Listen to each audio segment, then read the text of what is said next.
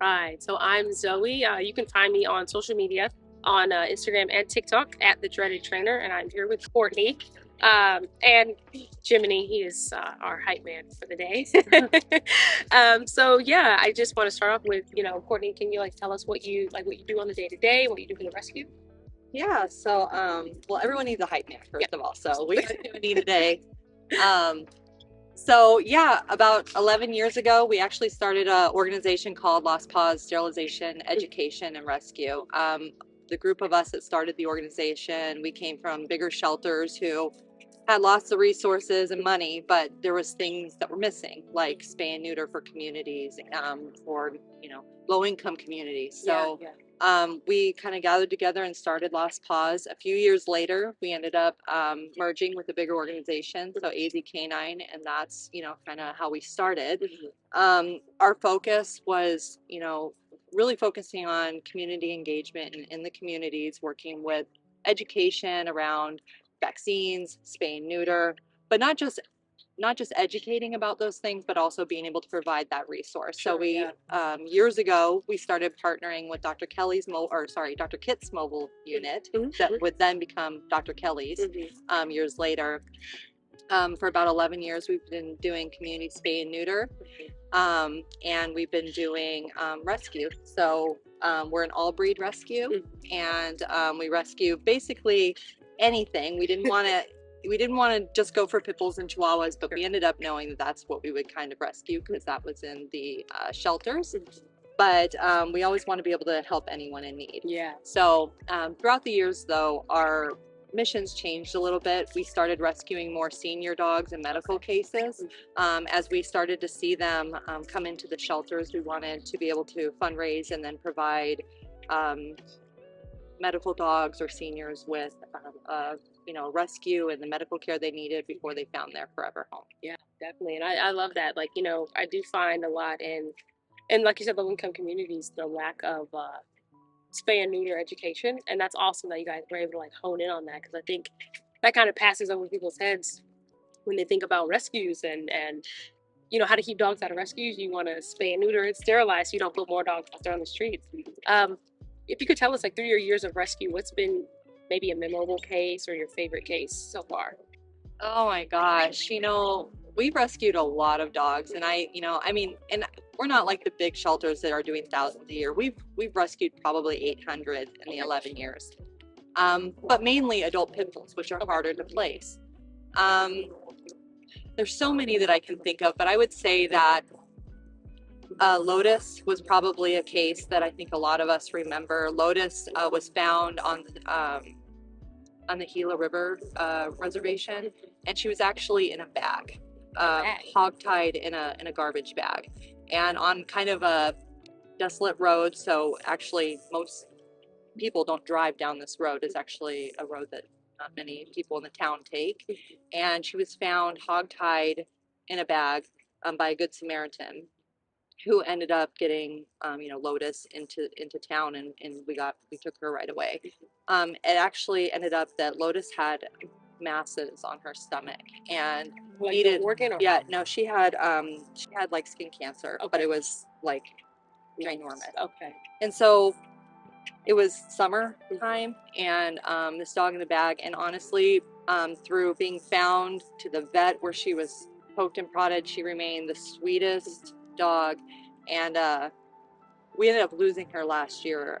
She had gotten her forever home, but I think I'll always just remember the resiliency of that case in particular, because we learned so much from these dogs, every single one we rescue, but Lotus will always have a huge piece of my heart. Yeah, And why we do this. yeah. So do you guys rescue around the state, around the valley, around the Southwest? Well, truthfully, we really focus on Maricopa County. We're all from the state and want to do the work in our community here.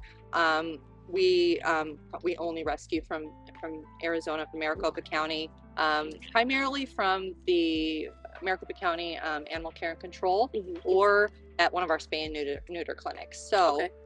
If someone comes to the clinic and they have a litter of puppies they couldn't, find a home for, sometimes we've taken them there.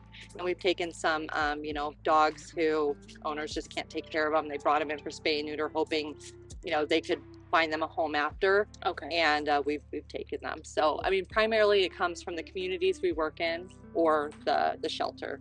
Right. So tell me more about the spay and neuter services, because I feel like I've seen it before, like really affordable spay and neuter, but it may have been you guys' services. But can you go a little more into depth about how someone can bring their dog to get spayed and neutered, and kind of what the difference is between that service and I'm going to take my dog to their regular vet for spay and neuter. Well, we found really quickly that we couldn't adopt our way out of the Okay. numbers of pets that are going into the shelter. There's no way around, we could take 100 today, 100 tomorrow, we'll head through that shelter. Yeah. So spay and neuter is essential. One of the things that we found though was if we work with a veterinarian and mobile so that they can go into the communities, park into the communities, that eliminates the barrier of transportation. Sure. Yep. And offer free spay and neuter. We've worked with different organizations who provide. So it's not like the doctors are working for free. They are being paid through a grant. But currently, these last couple of years, Fix, Adopt, Save has provided us with 2 spay and neuter clinics a month, where we go in and flyer a community and talk with the residents about spay and neuter, and then we set up the clinic at a local community center.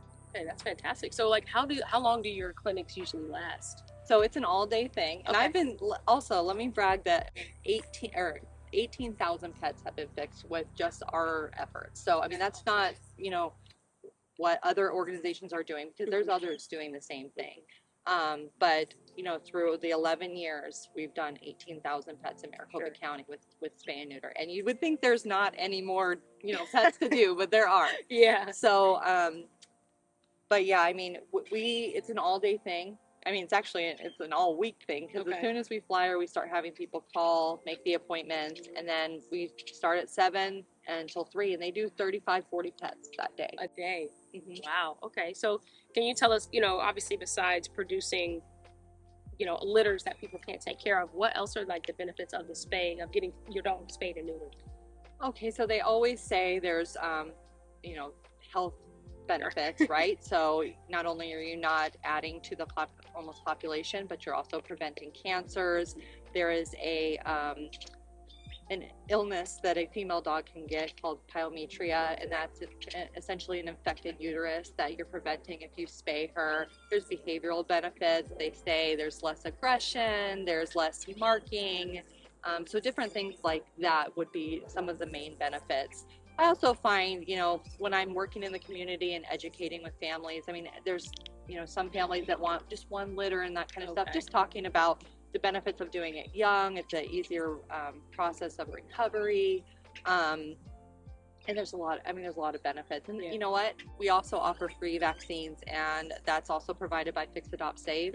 And sometimes I think that's enough to get people to be like, okay, I'll fix them. Yeah. Because, they know rabies is required by the state or by the county. So, a lot of times people are like, I'm going to get a free parvo and rabies shot.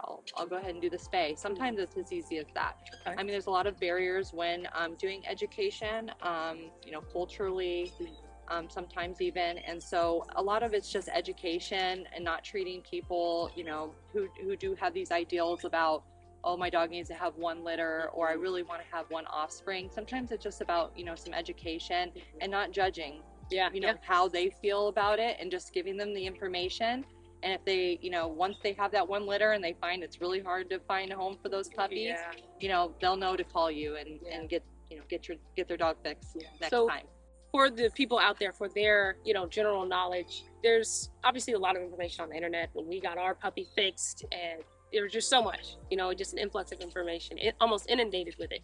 So for people looking for information on, having their dog spayed or neutered, from your experience with the vets, what is the best time to do that? Let's say I go and get a puppy at, 8 weeks old. What's the best time to take that puppy in for the sterilization? It's hard, because some vets will tell you, wait till 6 months, wait till, especially with the large breeds, a lot of times vets, as long with breeders also say you want to let them develop a little bit. Coming from the rescue world and knowing that there's so many dogs without homes and how quickly you can just put it off, and then your dog gets fixed. Yeah. We can do it as young as 2 months. Wow. Is that ideal for most pet owners? Maybe not. Right. Maybe wait to 3 or 4. Mm-hmm. But in the rescue world, we fix them early because they're going out into homes and tracking down people after they've been adopted is not really an option. It doesn't work out. And I'm sure most people that rescue and do that, they find that out pretty quickly. Yeah, yeah. So I would say that many vets do say about 6 months. And I say the earlier the better, just because the puppies heal a lot easier and quicker. I mean, they go home and they're like, by 9 o'clock, they're bouncing off the walls again. So if you don't give them that medicine, yeah.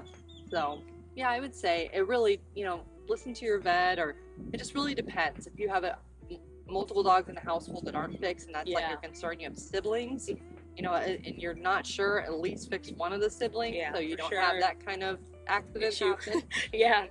So yeah, definitely. Well, Courtney, thank you so much. And honestly, having that sterilization service out here is just phenomenal. I mean, obviously, any homeless animal is hard, but especially out here in the desert, it's hard to watch. So I mean, the services that you guys are providing are fantastic.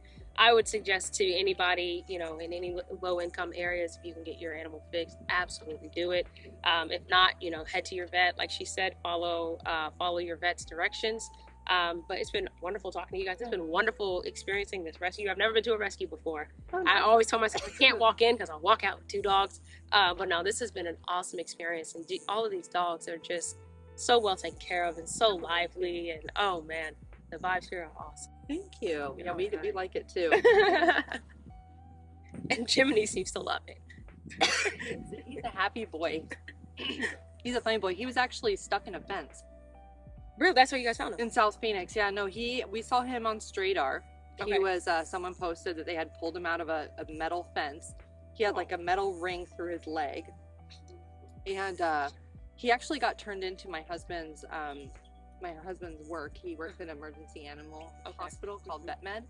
And the girl that had him surrendered him to the rescue. But I had already seen him on Stradar. So when Aaron called me and he was like, yeah, there's this dog here. He was stuck in a fence. I'm like, I know what dog that is. I saw it on Stradar. Oh my God. Nice little guy too. He is.